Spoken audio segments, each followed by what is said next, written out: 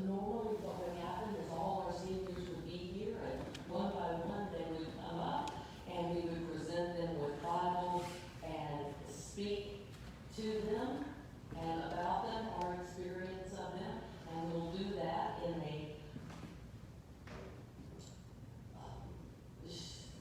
safe and healthy way.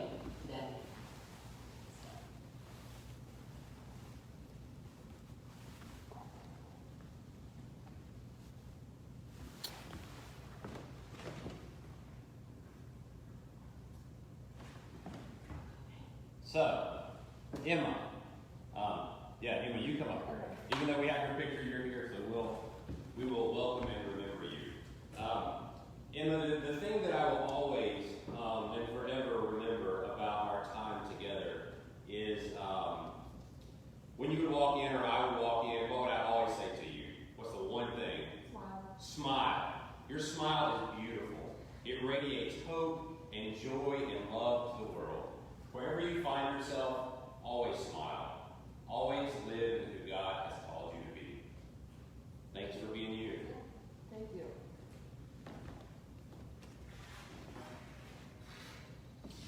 Sarah's also here, so we will love and welcome you. Sarah, I expected big things. I know your family, and you didn't disappoint. I'm grateful to call you friend, to have gotten to know you, to see you grow and to watch your faith grow inside you, and then to watch you share that faith with the world. I know that wherever God calls you, you will continue to grow and be the person that He has called you to be and make big changes in the world. Continue to be who God has created you to be. Sure.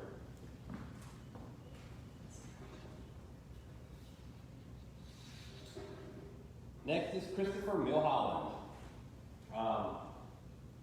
Christopher. The thing I think that I will remember and appreciate and love most about Christopher is his willingness just to do the thing that needs to be done without complaining, whether it means helping take out some trash that's really gross and maybe even on fire from a few pies we have made in the past before, or help little kids figure out what it means to be the people that God has called them. One of the things that most amazes me about Christopher Milholland was the fact that he was able to earn his Eagle Scout in a little more than 2 years, I think it was. As a high schooler, as many of you will remember, there are lots of pulls on your time, and Christopher said, I want to do this thing. Whatever it means that I need to do this thing, I will. It means I'll pick up taking 6th graders on hikes, which is not always a lot of fun when you're a senior in high school. It means I may have to say no to this group of friends so that I can go home and write papers for merit badges. Christopher, your drive is truly a gift from God, and I hope that you never lose that wherever you find yourselves, or wherever you find yourself, at and beyond.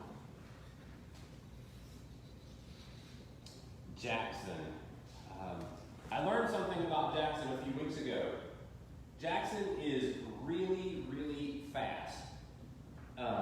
This year, Jackson set an indoor track record at his high school, which is a really big deal and a really great thing to celebrate.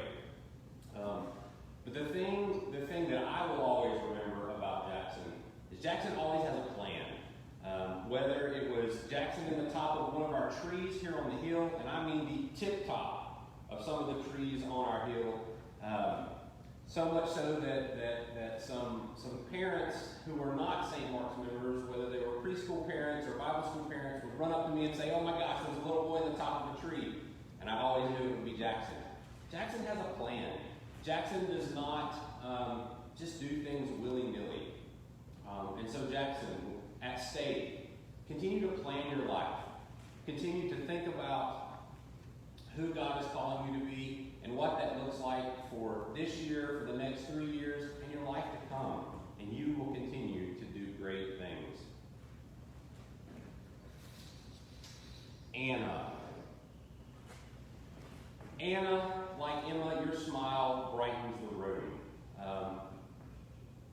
So continue smiling.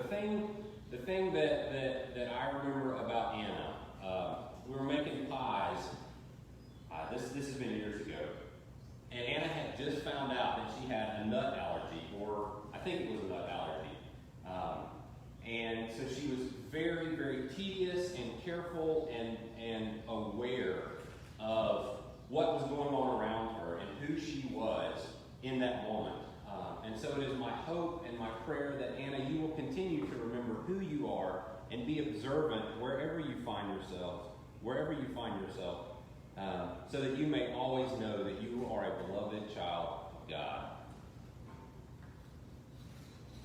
Rachel's here, so we'll ask Rachel to come up. So the thing that Rachel, that I know I can always count on Rachel for, is help with little kids. So often, little kids bring joy into so many people's lives. And Rachel knows how to bring that joy out of kids in a way that I don't have.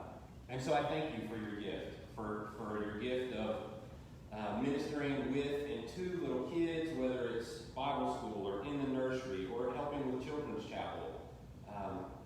May you never lose that gift, and may you continue to share that gift with all of God's creation. Bethany. Oh, Bethany. I don't know how many of y'all know this, but Bethany is a great dancer. And Bethany chose to take her gift of dance and share that with the world as much as she possibly could. Bethany, as you can see in the picture, and like many of our other youth, have beautiful smiles. Bethany, I hope and I pray that your smile and your hope and your love of the gifts that God has given you will continue to flourish, and you will continue to share those gifts with all that you encounter, wherever you may find yourself. And Ben, the thing, my takeaway from Ben, I think, is way cool. On any given Sunday, we would be downstairs talking about one of the things that we talk about, and we had been having a conversation for maybe 45 minutes.